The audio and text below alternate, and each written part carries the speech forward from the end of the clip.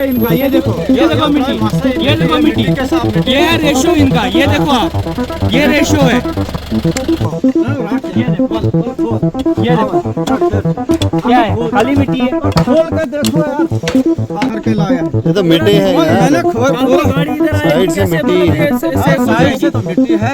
ये देखो, ये हमने नीचे से बाहर कर लाया। नाला बजरी आपको किसने बोला यूज करने के लिए? नाला बजरी जो है, अगर ये क्रशर वाला कहीं बाहर से पत्थर लाता पीसता है तो हम मानते हैं, यही का पत्थर ये भी उठा के मामा नहीं पब्लिक का, ये देखो, ये पब्लिक का राइट है, आप नहीं बोल सकते हो पब्लिक को कि आपका आप खड़पंच नहीं हो, पब्लिक खड़पंच है, पब्लिक का राइट है, पब्लिक आपको पूछ सकती है। अस्सलाम वालेकुम, आप देख रहे हैं चिनाब टाइम्स और मैं हूं सागर भट्ट।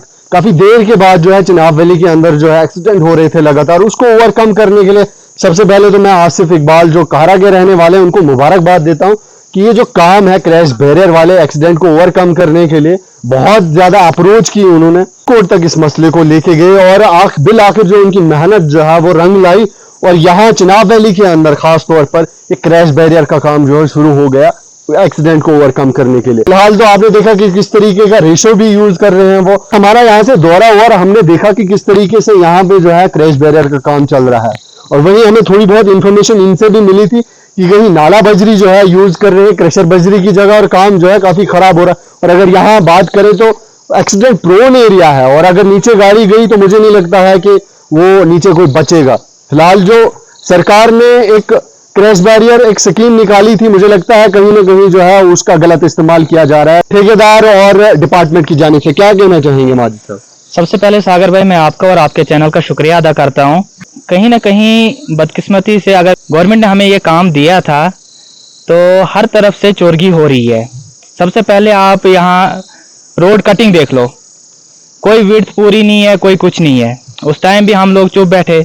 दूसरी बात, जब यहाँ पे लुक की बात आ गई, लुक डाली, 3 से 4 महीने के अंदर अंदर लुक यहाँ पे बिल्कुल खत्म हो गई, कहीं आपको लुक देखने को नहीं मिलेगी।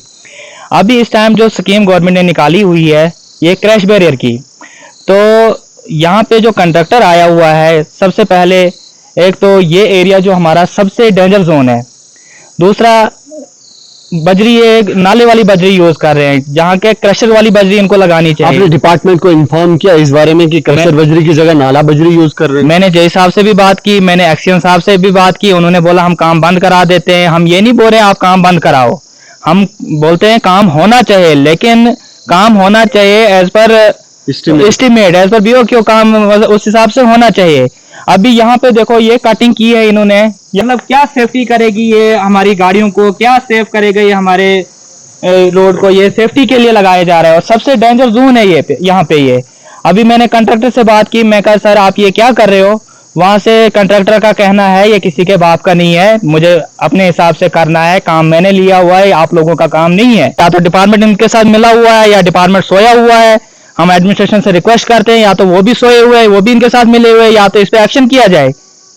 तो कहीं ना कहीं जो है हम गुजारिश करना चाहेंगे कि ये जो काम हो रहा है इसको अगर आप ठीक तरीके से नहीं करवा पाते हैं तो इसको रोकना आपका काम है, किस तरीके से आप इस काम को रोकते हैं। और अगर काम करवाना है तो ठीक तरीके से करवाइए, क्योंकि ये जो है पब्लिक का नुकसान है और हम जो है पब्लिक का नुकसान होने नहीं देंगे। हम गुजारिश करना चाहेंगे और हम उम्मीद करते हैं कि डीसी साहब जो है इस पर एक्शन लेंगे और इस पे जो है कहीं ना कहीं जो काम हो रहा है इसको रोकने की कोशिश करेंगे और इसको दोबारा जो है इस काम को जो है करने की कोशिश करेंगे। फिलहाल आप जुड़ते रहिए हमारे साथ।